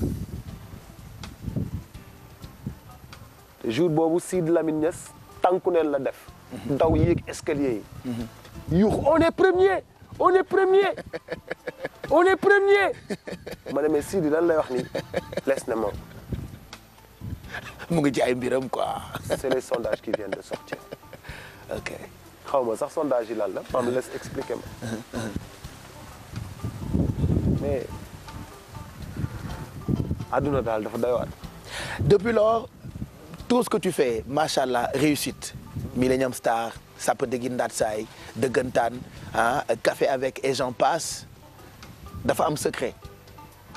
secret bi da nga koy préparer da nga koy waajal. c'est-à-dire. après man dama jàng ni concept yi da nga koy bind. jël temps wu liggéey ko jël temps wu liggéey ko bu baax jël temps wu liggéey ko bu baax boo bindee Millennium Star ba pare bind ko ba mu nice nga dem yóbbu ko ne chaîne de télévision bii yéen waa RTS dama bëgg def ak yéen Millennium Star. léeg-léeg da ngay gis ay grands yi ñu ne du fi amee ah. indi sa projet ñu ne la booy yow booy bu ndaw ñi nga naan da ngay def télé allez ful camp allez sa projet bi du fi jàll. nga jël sam projet ne graw donc am benn grand boo xam ne dama ko recevoir oon ci benn émission bu tudd Passe-Temps. ñuy wax Babacar Diagne. nekk aujourd'hui son excellence monsieur l'ambassadeur du Sénégal en Gambie. ma woo ko expliqué ko. mu ne ma indil projet bi. mu ñëw xool Millennium Star c'était pour la première fois. Sénégal war a am jeu SMS à la télé. pour ñu voter. avec la pertinence et l'intelligence de Babacar Diagne il m'a dit vas-y am ñu mu woo ne ma yóbbuwaatal projet bi. am ñu fa nekk jàllul ba Matar Sylla ñëw. Matar Sylla ma fexe gis ko mais il était tellement pris. mais après bu mu gisee projet bi ne ma ça c'est énorme. encouragé ma. après xam nga ba ñu ma defee projet bi mais yombul woon de. c'était vraiment pas évident. Et en plus, il n'y avait qu'une seule chaîne de télé. Boo xamante ne liggéeyuloo fa woon tu étais déjà ci benn groupe mais jot nga am intelligence su ak fitu jàpp ci pour que ce projet mën a taxaw. parce que dama dem kaaw ba gis que ne gars yi dañuy liggéeyee. gars yi dañuy def rajo le matin l'après-midi ñu def télé. xam nga ci diggante bi gars yi dóor yeneen job. donc je me suis dit pourquoi faire de la radio seulement quoi. d'accord donc man ne xaaral ma jéem a bind sama projet jéem ko def. et puis xam nga dem seeti defe naa Africatel AVS. def jeu SMS def serveur. xam nga mu nekk affaire bu extraordinaire. xam nga dem seeti monsieur Barth. mu jox ma Citroën C3 jox ma ko moitié prix. jox ma ko moitié prix leneen li ñu fay ko man ak waa RTS war ko fay. bon malheureusement man kese ma. yow rek yaa ko fay quoi. waaw non yombul woon. def première saison Millennium Star. def deuxième saison Millennium Star mais projet boo koy bind rek. nga ko xalaat bu baax. projet boo koy bind réussite audimat am rentrée financière. donc na nga xalaat ñett yooyu quoi. réussite audimat rentrée financière waaw xaalis buy dugg boo ko concevoir noonu rek xam nga xëy na mu jàll quoi mais luy am réussite yàlla moo ko yore quoi ñun yoruñu ko luy am réussite yàlla moo ko yore quoi yàlla mooy teg loxoom ci yenn affaire yi ñuy def rek mais ñun doonuñu ci dara amuñu boobu intelligence sax quoi yàlla rek moo toll noonu quoi. alors Boubs fan su Omar Pène. ouais. pourquoi Omar Pène. Omar Pène parce qu'en fait c'est quelqu'un qui nous comprenait. On voulait faire des soirées à l'école. On n'avait pas assez d'argent. Donc Omar Pène nous avec le Super Diamono avec monsieur Thiam notre professeur. parce que lu tax da ngeen bokkoon koñ ou da nga amoon possibilité am connexion ak Omar Pène parce que c'est toujours pas évident d'apprécier quelqu'un bëgg artiste ba pare am possibilité jege ko ba mën a am connexion yi ak moom. déjà on aimait sa musique. comprenait sa musique. mais il était très accessible. le Super Diamono voilà quoi tu vois. dañ doon ne suñu professeur pour dajale xaalis pour dem lycée Romain Rolland d'Argenteuil. ak monsieur Thiam pour dajale fonds yi. Omar Pène la ñuy def concert. ñu indi ko ci diggu école bi. amuñu xaalis bu mat. ñu joxe lu ñu am. mu tëggal ñu ba mu neex. xam nga jàppale ñu daf ñu doon jàppale. xam nga def tournée ñëw ci lycée bi affaire yooyu mais voilà quoi ba pare xam nga. on gis sama bopp ci musique am. ok on gis sama bopp ci musique am. parce que à chaque fois bu génne un album où on m'a raconté parce que j'ai eu quand même le temps dem Tëngéej dem Guédiawaye ñi ma taseel ñu xam la bu baax dañu ne Omar Pène lu mu woy sa yaram daw yenn saa yi da ngay déglu ay musique Omar Pène di jooy. lu mu woy sama yaram daw. lu mu woy mun naa ko woy lu mu woy dégg naa ko lu mu woy xam naa ko. Omar Pène de A à Z. Tu vois. Ni dans la foulée, qu'est-ce que tu as envie d'écouter sur Omar Pène? Si j'ai Dorobe. Dorobe. Dorobe moo di sama baay li ngay sa njaay mani bomba naat Je pense qu'on peut écouter ça mën nañu ko déglu tuuti sax comme ça nga mën ci béggee parce que c'est une belle chanson non seulement qui rappelle beaucoup de souvenirs Omar Pène boppam la ci woy est-ce que du li mu yëg ci woy bi yow loolu nga ci yëg ba moytuwul ba moytuwul Dorobe moo di sama baay li ngay sa njaay mani bomba naat mais la musique aussi était belle l'arrangement extraordinaire c'était une production de Sylar Production tu vois alors aujourd'hui qu'est-ce que ça te fait gëj nañ ko dégg certains disent qu'il est malade d'autres disent qu'il n'est pas malade d'autres disent que bàyyi na ñeneen a ngi naan dina ñëwaat yow en tant que fansam et je sais que ak possibilité bi nga am ak ce métier peut-être am nga tu as des infos sur lui parce que c'est quelqu'un que nous aimons tous et qui viendra certainement me voir ici chez moi. Il est bien portant. Il va bien. Il va très bien Omar Pène. Il va très bien. parce que démbal ama am benn copain boo xam ne Balla Samb. man ak moom Omar Pène moom suñu gaxel la. Balla Samb ñu koy wax Don King. ak wax barke démb laa ko ne mais ana grand bi mu ne ma grand bi mi ngi Paris bi ma demee këram. bi ma demee Paris fan yi dem naa fa coob ak moom. ok ñu ne mais gars yi dafa feebar mu ne ma non il est bien portant. super Balla Samb ne ma il est très très très très bien portant. Donc quand il décidera de revenir il est à Paris. Il viendra. C'est son fils d'ailleurs je pense. ci doomam la nekk Tata Banna et tout ça. Donc su amee envie revenir. Voilà quoi. D'accord. Il est un grand wapen day rek. waa bub si waa bub si xam nga jàmm ji dafa bari daal. jàmm ji dafa bari quoi man moom sama grand la sama copain la sama xarit la. waxtaan et puis léeg-léeg mu defal ma lu mu dul defal kenn man Omar Pène su ma koy interviewé ci biir salon bi laa koy interviewé. jël sama matériel am yëpp dem toog ci biir saalam. waxtaan ak record ko. xam nga record ko yóbbu ko rajo. tu vois may partagé ak moom lu bari xam nga. sama gain la Omar Pène. lan mooy expliquer constance bi le fait que Walf nga jógee ñëw RFM boobu ba tey nga nekk ci benn constance mu am benn niveau boo xamante ni ba tey yaa nga fa et c'est jamais évident moi j'en sais quelque chose nan ngay expliquer constance boobu nga xamee ni moom lañ la xamee. waaw dama passionné. Je suis passionné dans ce que je fais. Souvent tu peux être passionné, moi je suis passionné, mais c'est toujours pas évident mu am benn constance boo xamante ni surtout côté continuité de travailler quelque part ou continuité de garder le cap du yomb même si mën nga am passion bu graaw bu nekk ci yow. Passionné mais aussi je me renouvelle tout le temps. D'accord. damay génn lu bari dem jàngiwaat. may toog stop. Une semaine kenn du xam fu ma nekk dem naa Kaaw ba ñëwaat stop kenn du xam fu ma nekk dem naa Bruxelles ñëwaat tu vois et puis suma patron daf may jàppale très souvent may am ay yeneen expérience yu bees ay yeneen vision yu bees ay yeneen xalaat yu bees di génn di dem di ñëw di génn di dem di ñëw tu vois di jàng lu bari des fois xam nga doo ko wax boo nee par exemple da ngay dem ci benn rajo bu nekk Kaaw ba xam nga demoo pour les beaux yeux de la radio ou quelque chose comme ça da ngay dem pour jàng yi dem xool lu bees dem xool leneen lu génn dem xool ni ñuy defee ak affaire yooyu donc loolu yëpp ay expérience yooyu accumulé la quoi tu vois ak expérience su rajo bokkul ak expérience su scène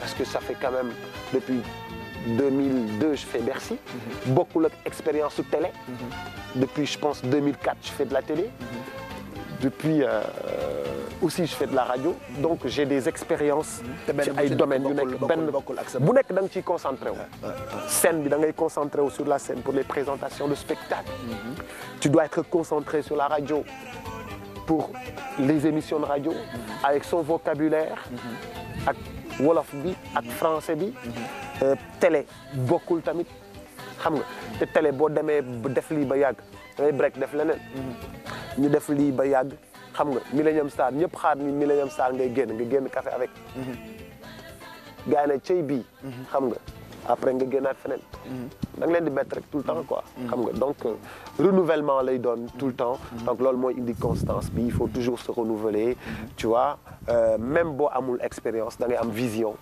vision bi dafa am solo nga xam ni par exemple nous sommes en 2014 en 2017 naka la war a demee est-ce que rajo bi du nekk ci réseaux sociaux yi est-ce que en 2017 rajo bi du nekk sur le web kese est-ce que en 2017 wala en 2020 rajo naka la war a mel naka lañ ko war a defee bu rajo bi demee en numérique naka la war a demee waaw yooyu yëpp yow dafay fekk nga koy sóor dem kaaw ba xalaata ndoog ñoom ne leen mais en 2020 naka lay demee en 2025 naka lay demee tu vois di xool xam nga rajo dafa bëri format am na rajo communautaire am na rajo généraliste am na rajo commercial am na rajo d'information am na rajo musical am na rajo jeune maanaam lépp ay thématique la lépp ay thématique la bu nekk boo ko différencier rek di nga ci mën a génn te heure bu nekk am na lu muy soxla heure bu nekk finalement est-ce que di nga noppalu rajo bi télé bi publicité yi est-ce que finalement DJ Boubs dina noppalu c'est de l'organisation en fait. Faut se réveiller. Mais comment tu t'organises parce que le matin déjà toute la journée toute la matinée yaa ngi ci rajo bi les après-midi après déjeuner parce que moi aussi j'ai enquêté dem lekk damaat jooy boîte encore le soir tu pars manger et tu nga demaat liggéey encore en plus soirée yi spectacle yi souvent da ngay pare tard ci ban moment la Boubs di nopp ma xool li sam papa daan def ba koy def sam papa da doon xëy suba dem liggéey éducation nationale wala mu dem liggéey Sénéfa wala mu dem liggéey centre médico-scolaire wala mu dem liggéey maison d'éducation Mariama Ba 13h mu ñëw kër ga añ 15h mu demaat liggéey 18h30 19h mu ñëwaat ci kër gi loolu laa koy jàppee mais man dama am avantage u dama bëgg sport may teel a yeewu dawi d'abord su ma amee chance ça dépend heure julli fajar dafay changer heure julli fajar bu changer bu fekkee ni mu nga xool noo koy kale ak daw bi dem daw yi ñëw boo mënee dem julli fajar d'accord boo fekkee ne xaju ci nga julli ci biir kër gi sinon après boo paree yee booy yi sang leen dugal leen ci biir. yaa leen di sang wala maam jaara ma leen di sang. non maa leen di sang samay copain lañ samay copain lañ samay doom samay xarit lañ quoi. ok maa leen sang maam jaara moom dafa leen bugg sang mais xëccoo la quoi man maay taam voilà man defar leen affaire yooyu xam nga gérer fii mais les junior léegi day bañ ma sang ko mais est-ce que parce que mu ngi màgg léegi waaw day bañ ma sang ko mais est-ce qu'on peut dire que Boubs kon c'est un papa poule. très poule. ok donc pare xam nga dugal leen ci car bi. génn RFM ñëw gérer balaa def dara journaux yi xool actualité bi. defar publicité yi. commencé dëggantaan. def ak Alaaji Assane Gueye kaddu askan wi def dëggantaan. def dëggantaan 11h nga génn. xam nga def ay quelques rendez-vous. Parce que man aussi damay def commercial. pour la rajo. dem wuti xaalis pour rajo bi dem wuti xaalis pour télé bi. def rendez-vous fii dem Sofiex fii dem Sénico fii dem fële. d'accord def tuuti commercial.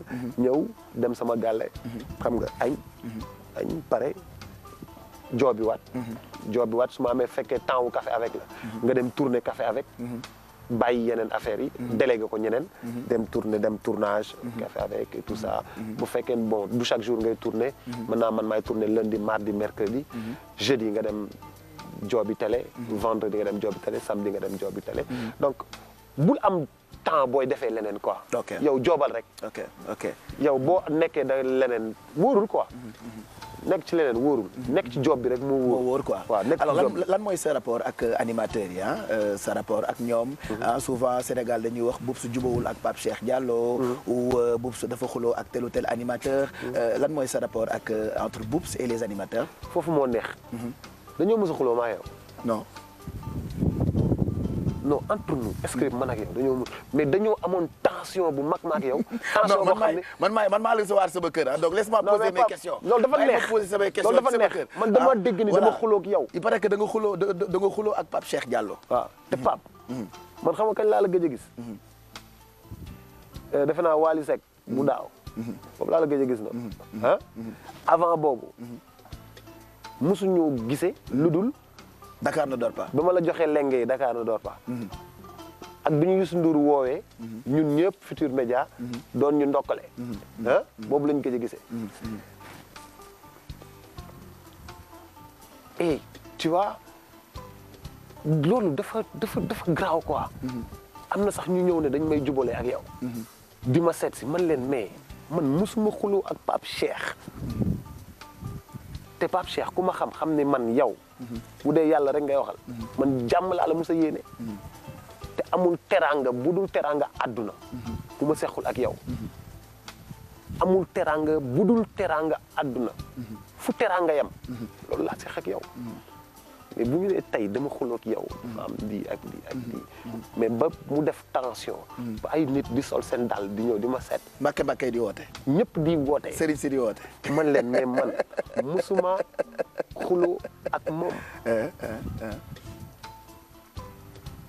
te doxuma ko waxuma ko may toog rek jàpp sama njàmbur te muñ rek.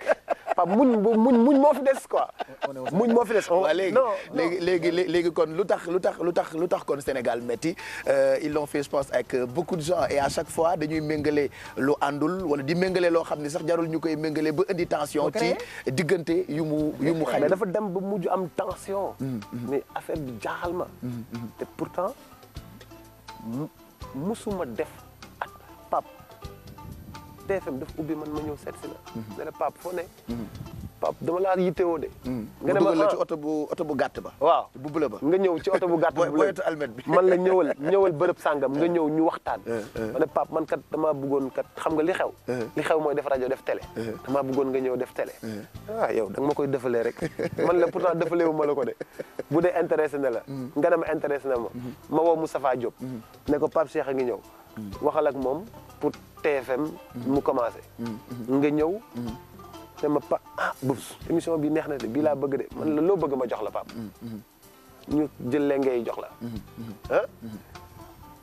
nga dem mais normal quand yow sa groupe bi nga nekkoon day monter télé nga dem normal ma ñëw assurer le reste normal ma ñëw assurer le reste mais il y avait une tension bu ngand boo xam ni mais non en toute franchise quoi est-ce que man mus naa la xuloo ak yow wala sax ñu gisee feneen parce que man xam naa ne aw ma jot te ni ma ñàkkee jot noonu nga ñàkkee jot est-ce que mus nañu gisee feneen fu dul ñetti gisee yooyu nga xam ni moom mooy bi ma la woowee ne la kaay ñu gisee pour Futur Média pour la télé elle commence kaay ma gis ñu daal di gisee ci bi ñu Youssou Ndour woowee groupe Futur Média yëpp pour ndokkale ñu ak bi may joxe lengay à part loolu est-ce que du loolu la Lamine di wax léegi nii Sénégal moo tax mu bëgg a xam comment tu fais maintenant pour gérer tout ça tension yi coow lii le fait que nga siiw ak yooyu naka nga koy gérer Pape c'est que man nag du ma déglu du ma def attention ci yu bari yooyu je reste concentré sur mon sujet quand je viens à la radio je viens pour faire de la radio quand je viens à la télé je viens pour faire de la télé rumeur yi daw rumeur yu bari yu nganta yu pata yi daw nga xëy suba ñu ne Boubs takk na ñaareel def ko ci journaux yi dëkk bii riir nga xëy suba ñu ne Boubs jàpp nañ ko prison ñu bind ko ci internet bi mi ngi prison du ma def attention ok je viens je reste concentré sur mon sujet je fais ce que j'ai à faire et je me casse te du ma waxu borne fontaine du ma waxu mbedd du ma ko jàpp léeg-léeg sax ñu ne ma lii xew na mais du ma ko gëm wala lii am na un peu comme moi man sama carcan laa nekk rek du ma ko gëm damay toog ci xam na ma du ma ko gëm damay mais léegi doo def comme man ñëw isolé wu fii ma ñëw nii xam nga dëkkuwaay bi xam naa ci gars yi seetaan ci télé bi sax il faut que ma may leen ci carte postale lu dëkk bi quoi parce que dëkk bi dafa isolé torop je suis à xaw ma ñaata kilomètres de Dakar waxama turu dëkk bi. Nduxura. waaw Nduxura.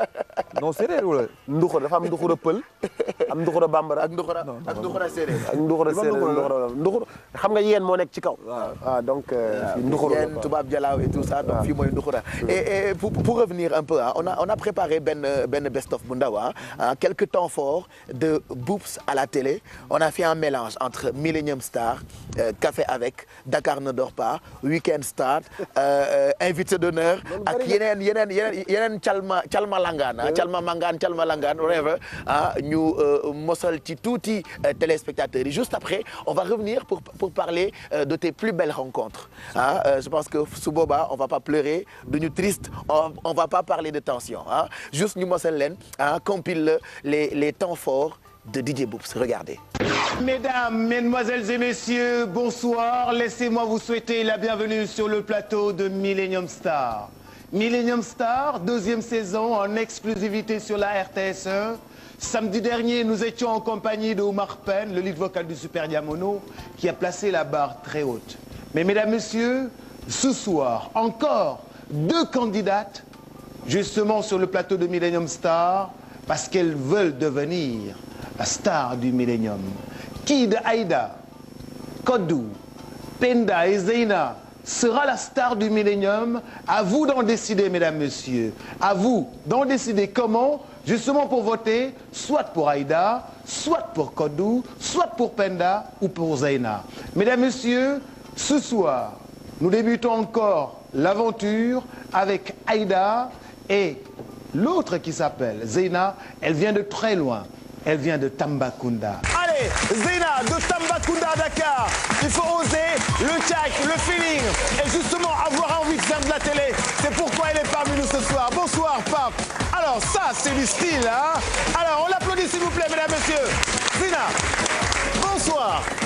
Ça va bien?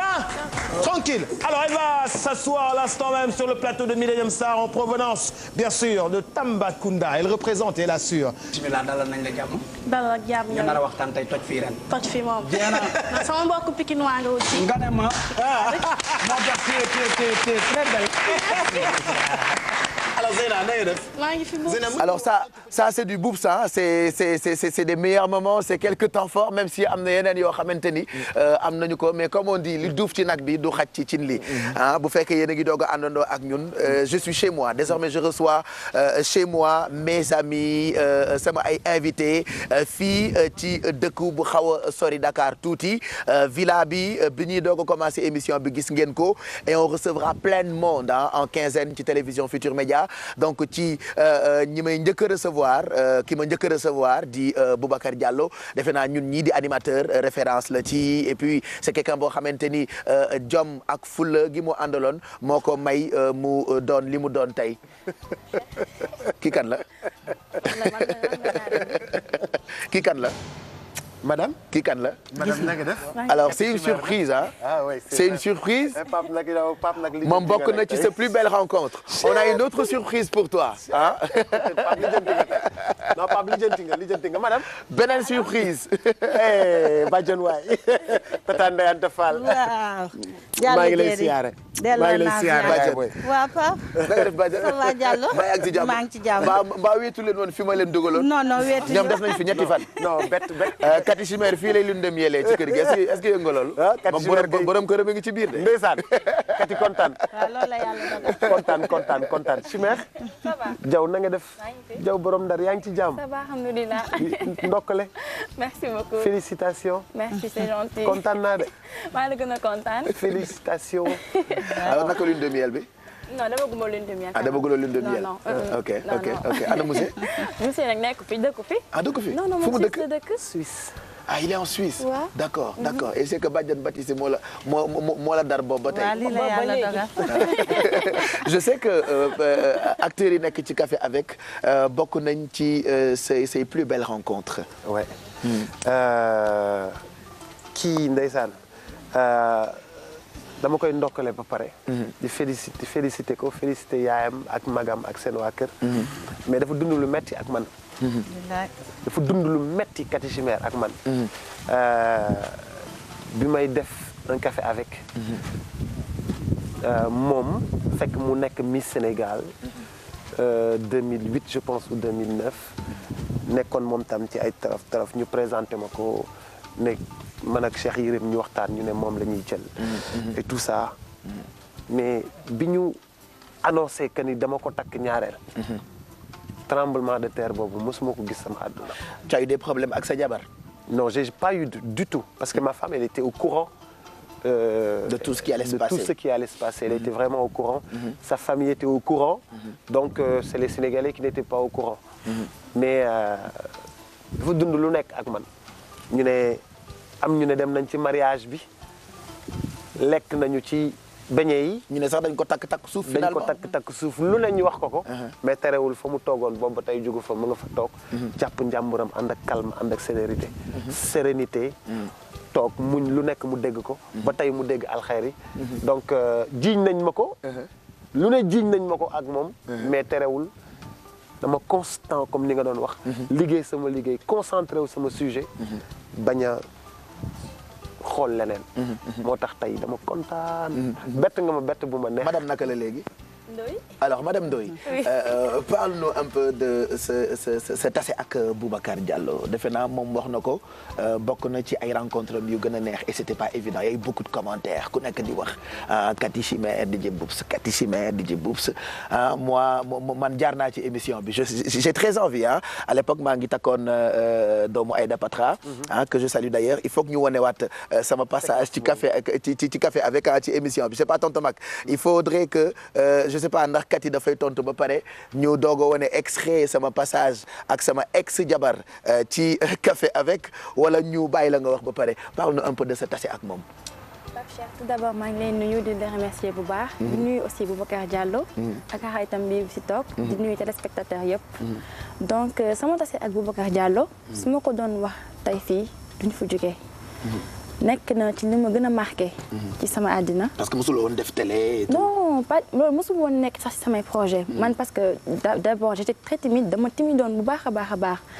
sañ ma woon toog ak nit di wax ak yow di la xool si biir bët. donc man mosuma woon yaakaar ci àddina. que man dinaa toog bés ba di def télé waxuma sax émission.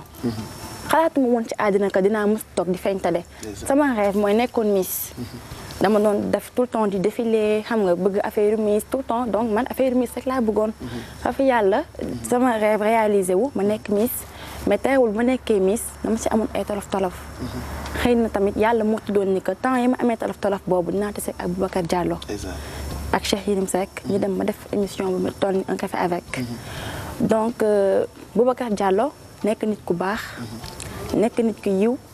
nekk nit ku am yar. Boubacar Diallo li ma ko xamal ci lu baax. su ma ko doon wax fii tey duñ fi jógee. naka nga doon dundee sa relation ak moom surtout ci jamono bi ngeen di liggéey ak café avec par rapport ak li dëkk bi doon wax ci seen diggante yéen ñaar. man damay wax ni metti woon na mettiwul. c'est normal mu metti woon parce que. dafa nekk loo xamante ne xamuma ko moom xamu ko kenn xamu ko. nga commencé def benn émission ñu ne dañ ko takk. ñu ne ma si digg bi nit ñi ne comment télé-réalité la émission la dugg na fii am ñu ne woon ne ñëw nañ si mariage bi am ñu toog di waat am fit mais ñi toog di waat ne lekk nañ ci goro bi ci goro takk bi toog di waat ne lekk nañ ci pour te dire à quel point nit ñi amee fit wallaahi da ngay gis ku toog di waat ne man ak Boubacar Diallo ñii dañ doon génn am na ku dem ba ni man ak Boubacar Diallo génn nañ Boubacar Diallo biir ma def fausse couche xanaa boobu gën a graaw Boubacar Diallo bëtu rakk la ma mës a xoolee bëtu rakk xanaa rakkaat la ma mës a jàppee Boubacar mësuma xoolee ay bëtu ñàkk fayda mësuma ko xoolee mësul am ay affaire de jaaral fii wala amul au contraire su ma mënul jox conseil bu baax wala ma xam kenn ñëw laaj ko Boubacar loo xam si nit ak nit su ma mënul jox conseil bu baax dama jox lu conseil bu bon mukk si àddina te ku dee ak sa bàmmeel dama bëgg rek leeral sénégalais yi que man ak Boubacar Diallo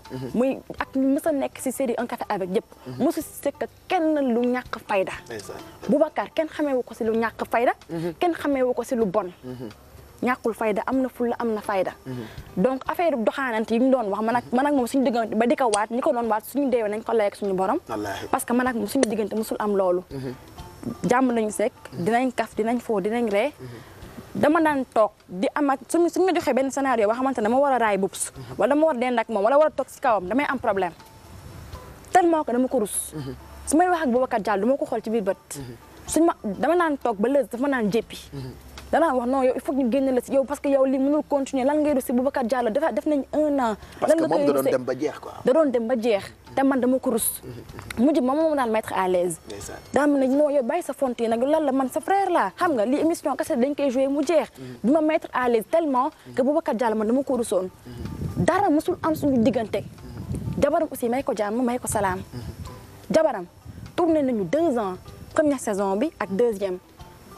musuma fekkee fu mu ko woowee sonal ko musuma fekkee musuma ko gis bokk ci plateau tournage amul jabaram man tey moom laay wax su ko neexoon yàqal ko liggéeyam su ko neexoon su ñëw tournage mu topp ko ne ko dama lay surveiller mais jabaram musul teg tànkam fi ñuy tourner elle est discrète nit ñi nag ñoo peut-être xam nga olof Njaay waxul dëgg wante yaakaar na xel te seen nit ku ñu bàyyi ñu kenn te Sénégal la ñu nekk dañ lay fekk fi nga toog yor di gérer sa ménage di bëgg sa jëkkër ñu ñëw di la sol loolu kenn mënu ci dara mais jabaram heureusement que nekkoon na nit koo xamante ne amoon na confiance ci jëkkëram xam na kan mooy jëkkëram xam na ne jëkkëram nekkul ci lu ñàkk fayda donc Boubacar Diallo pour tënk rek dama bëgg xamal ni nit ñi bëtu frère ak sœur man ak moom ay frère on est des frères et des sœurs un café avec famille la amul kii moo gën a ay kii amul kii moo gën a mel amul ay affaire di amul loolu. je vois que tey y a beaucoup d'émotions ci sama kër gi elle est en train mu ngi waxee ak xol.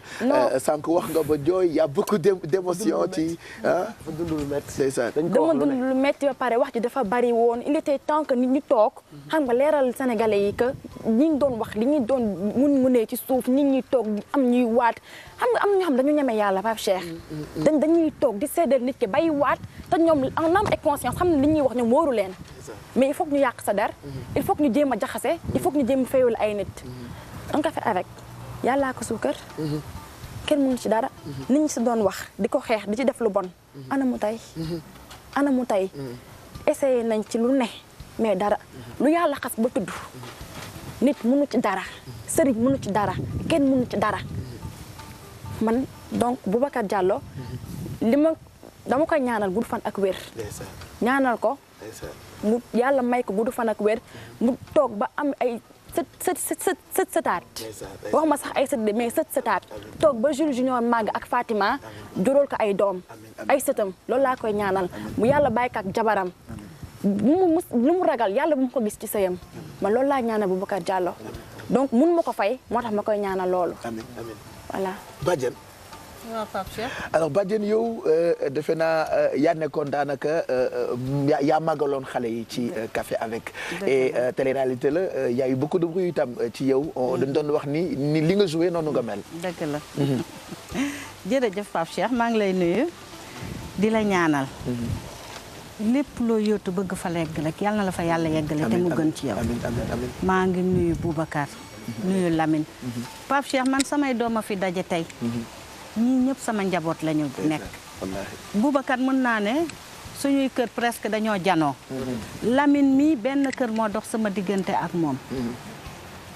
café avec nag sama njaboot kese si ne.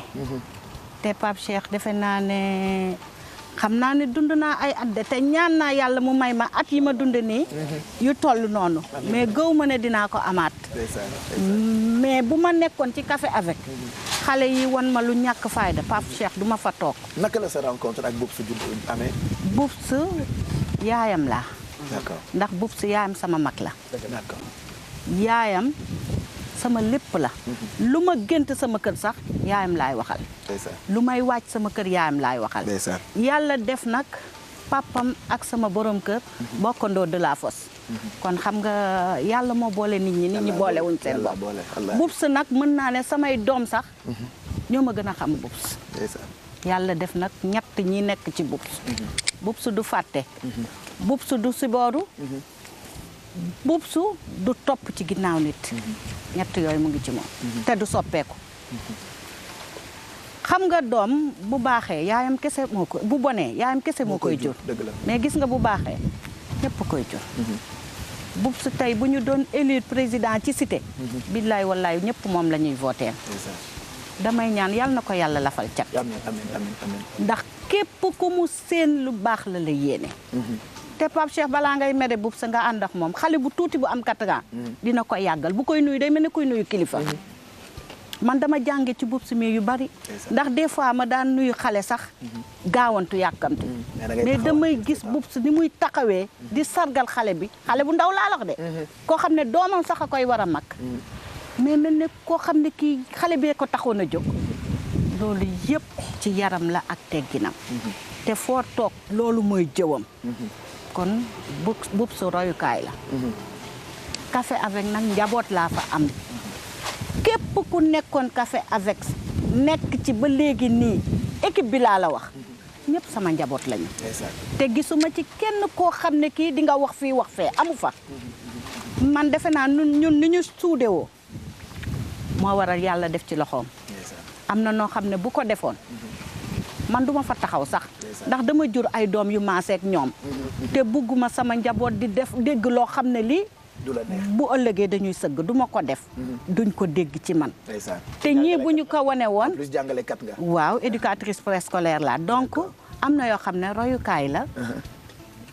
tey toujours nit ñi si ñun la ñuy xool. café avec nag Pape Cheikh comme ni nga ko waxee. man dama ci dund lu metti ba léegi nii mais daf ma neex. muy lan. nee nañ dama metti dama sonal kii. ñu ne jikko boobu nga yor. waaw jikko boobu xam nga man mënumaa wax sama bopp. waaw. mais Pape Cheikh boo wëroon fi ma jaar. rek dinañ la wax maay kan. man benn xarit laa am ci dunya télé ngi may dégg. mooy sama borom kër. kooku ma jural ñu baax ñi kookoy sama xarit. mooy sama àndandoo mooy sama papa mooy sama lépp. ndax dama teel a ñàkk waajur. sama papa dunduwul 55 ans. sama yaay même chose yàlla naa leen raw fan. samay sœur yi ma bokkal ñooy sama yaay. bu ma jógee sama kër nga may seeti. yaa ngi may fekk sama kër sœur. billaay wallaay aw ma xarit. àndandoo yi de laa am ñii daa maaseel. sinon sama goro. sa doom yi ci café avec. waaw qu'est-ce que ça te fait le fait que nga dégg témoignage yi c'est une surprise ah ñoom ñëpp dañu fii ñëw. xamuloo sinon nag sama jabaru doom sama xarit la. dinañu ma seet si waaw ci sama jabaru doom sa sama xarit la. qu'est-ce que ça te fait Boubacar. waaw parce que moom moo jur.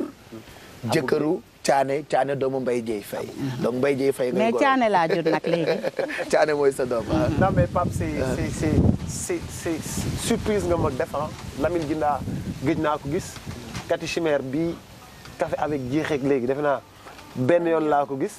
bu ñuy dugal voix wu BA bi BA bande annonce bi daw.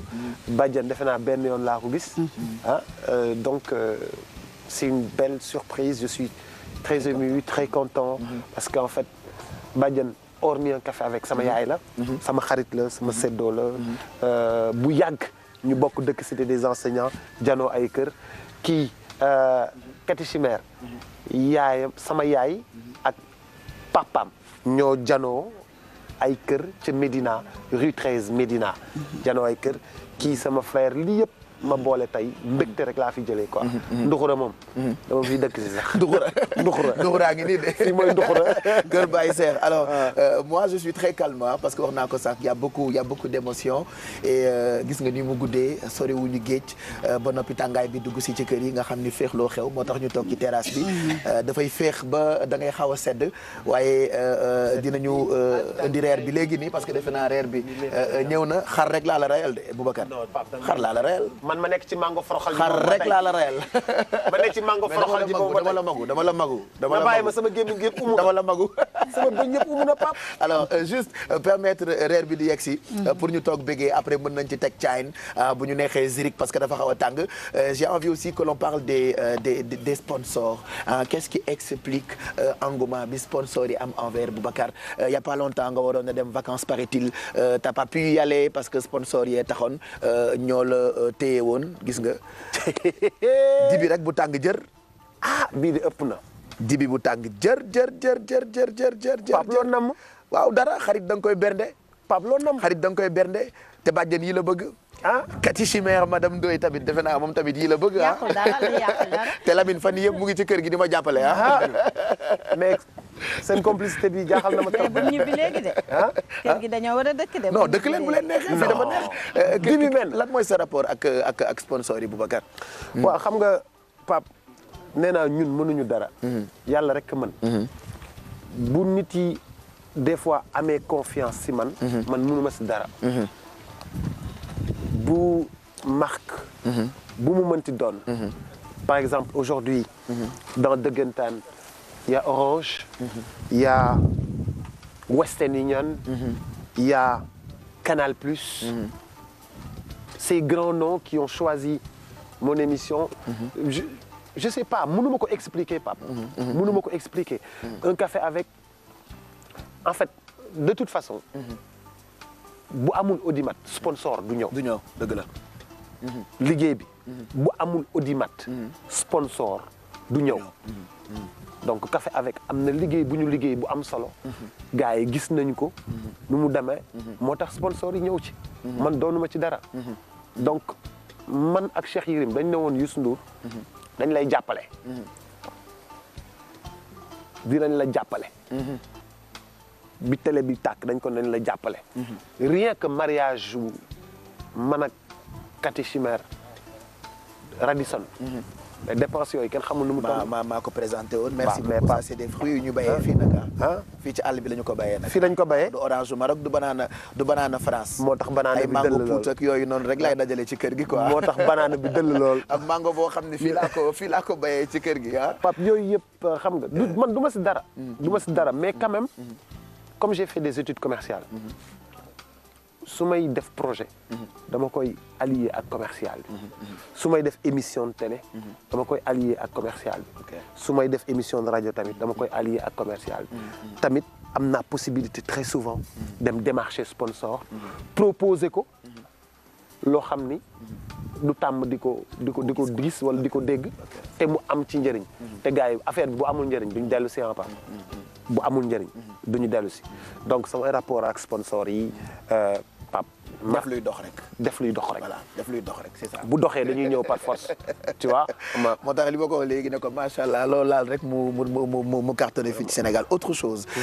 say rapport ak Youssou Ndour defe naa du ñu def ak yow jotaay ba jeexal ci duñu ko tudd parce que Youssou yenn saa yi on se pose des questions est-ce que Boubs du am ay soucis ak yeneen artistes yi vu sa rapport ak Youssou Ndour. non du ma am xam nga man boo dee ndey ji seex. Youssou Ndour nee na nga tëddee njaaxaanaay. donc man Boubs artiste yëpp laa. tey Xadi Mbuub bi la way ma. jiwuñu ko. wala joxuñu ko. mayuñu ko lu mu ñu wayee. donc ku génnee dara. mu neex. mu baax. ci audimat bi. ku génnee dara. mu neex. te mu baax ci audimat bi nga xam ne boo ko tegee di nga yokk cere dolli ñeex ci audimat bi audimat bi na ci yokk Pape looy xaar duñu xaar dara duñu seet kenn te duñu am xaar ma yàlla Youssou Ndour nag sama xarit la yàlla dafa def muy monter rajo monter ko en 2004 woo ma am lu mu ci waxtaan ak man waxtaan ceeg man waxtaan mu sori ma ne ko man dinaa la jàppale dama ko waxee woon ci rajo ba def ko tey RFM mu nekk rajo bi njëkk ci réew mi Dëggantaan nekk première émission de rajo du Sénégal noonu ma ko waxee woon naa la jàppale noonu laa ko jàppale te nag li ma ko jàppale moom tamit bàyyiwuma seetaanu la. non seetaanu ma Youssou Ndour est-ce que imaginer nga ni yow Youssou Ndour daf may woo di wax ak man tout le temps. daf lay woo wala du la woo di wax ak yow tout le temps. daf may woo. di wax ak man tout le temps. te sa kilifa.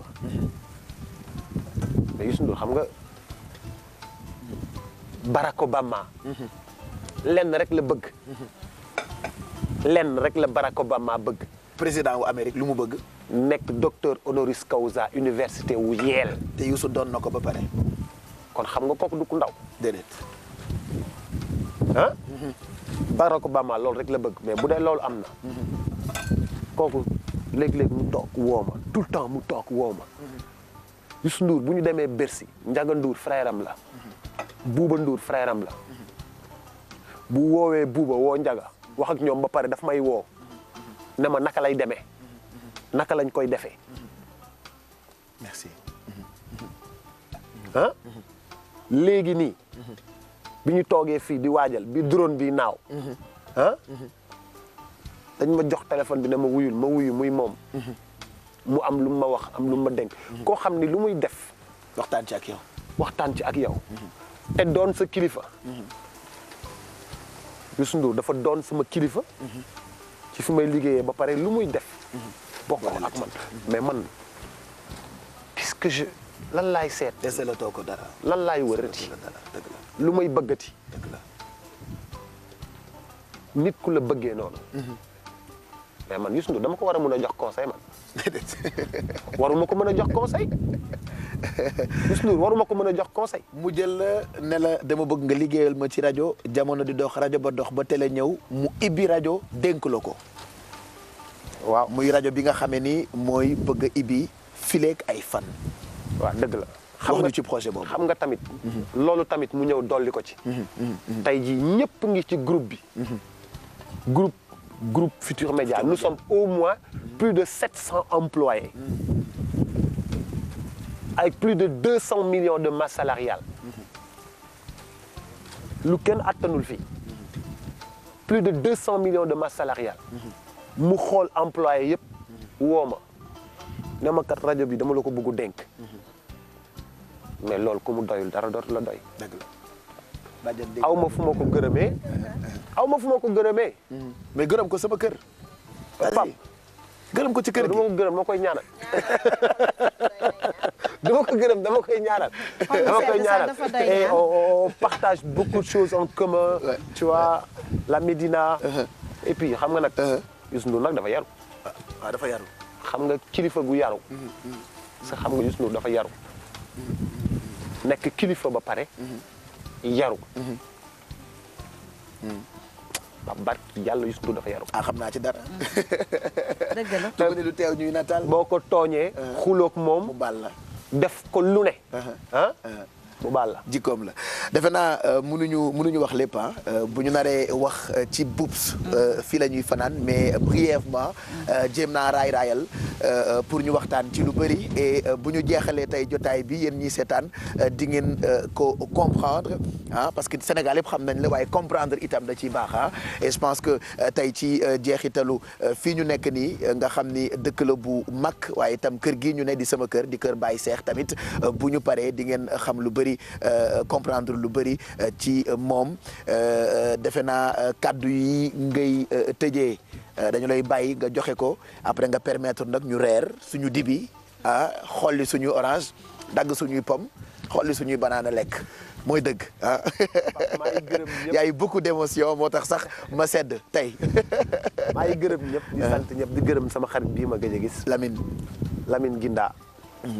Attila di gërëm sama yaay bi di gërëm sama sister bi ak équipe bu Un Café avec ñëpp parce que projet yu ma yëkkati fam ñaar wala ñetti nit ñoo xam ne dañ ci nekk muy Sidat moom mooy def montage ci équipe technique bi la bokk Leuz ak ñoom Leuz am benn gars il devait venir normalement mais dafa ne otam dafa ñëw ba ci autoroute bi pneu bi crevé ok Papi Sané beneen gars tudd Charles Aminata Diop Thiam ñoom ñëpp di leen gërëm ñoom Mame Diarra Thiam ñoom Lissa Ndeye Diallo Bakhayoxo ñoom ñëpp samay gars lañ mais di baalu àq ci sama xarit yi nga xam ne dañ may woo téléphone te duñ ma jot Pape damay liggéey matin midi soir donc may ciy baalu àq parce que ñu bëri dañ may kaas ni duñ ma mën a jot duñ ma mën a kii loolu ma ciy baalu àq mais su ma nekkee tournage ak yow nii xam nga damay fay téléphone bi su ma nekkee rajo may fay téléphone bi su ma nekkee télé may fay téléphone bi su may job di def spectacle damay fay téléphone bi donc c'est difficile à joindre donc xam nga et puis on est au 21e siècle benn SMS rek mu dox waaw loolu ma ciy jéggalu mais dama bëggoon aussi remercier Mame Diarra waaw Mame Diarra parce que dafa muñ moom Mame Diarra waaw mais jigéen muñ rek mais kenn du moom kenn du moom may taxaw jàppale ma soutenir ma affaire yi tar lool ñaan ko sa jëkkër gis nga Miss boobu noonu Miss Sénégal boobu noonu waaye léegi dinañ leen nga may def attention de parce que kat yi am na borom kër tu vois léegi dinañ leen may jàmm quoi jam ko ci Lisa jam ko ci keneen jam ko ci keneen jam ko ci keneen ma koy remercier di ko wax que ni Mame Diarra merci merci yaayu Fatima ak Jules Junior merci Mame Diarra merci parce que metti na dur na tu vois je suis pas là très souvent je suis tout le temps en train de travailler et que liggéey bi may liggéey dafa am jigéen ci biir te jigéen dafa fiir ma ko ciy baalu ak bu baax a baax di gërëm sama yaay Njóoba Konte konteñ bu ko rek maam Farimata ak Njaag kenn du moom di gërëm sama papa Ousmane Diallo Diallo jéeri Tukulóor Adi Racine Bourguédé borom Podor Boubacar Mari Mbay mu gore Diallo jéeri sama papa jërëjëf ndax jàngal nga ma yiw jàngal nga ma yaru jàngal nga ma baax jàngal nga ma julli kii du ma bàyyi ma fen ñoo dëkk c'est des enseignants kii du ma bàyyi ma fen ñoo jàkk rek dañuy jullee c'est des enseignants xale yëpp jàkk la ñuy jullee xale yëpp jàkk la ñuy jullee jërëjëf merci beaucoup Pape maa ngi lay gërëm ba kontaan naa parce que bi ma la woowee ne la seet si ma rek da ngaa ñëw non Pape yow tamit donc adduna amul solo kontaan naa adduna amul solo liggéey rek merci à tous alors ñun ñu reer suñu dibi yéen tamit reer leen lu leen neex seen i biir kër mention spéciale à toute l'équipe de production gars yi ma àndal ñëw fii ci biir kër gi nga xam ni benn yoon wala ñaari yoon ci weer bi dinaa fi recevoir sama ay xarit mais les autres jours je serai seul c'est un château Kër Baye Seex ci dëkk bu mag bi nga xam ni bubs miin nga ko Nduxura voilà merci à tous na ngeen sàlloo di déglu fàttaliku bu Youssou Ndour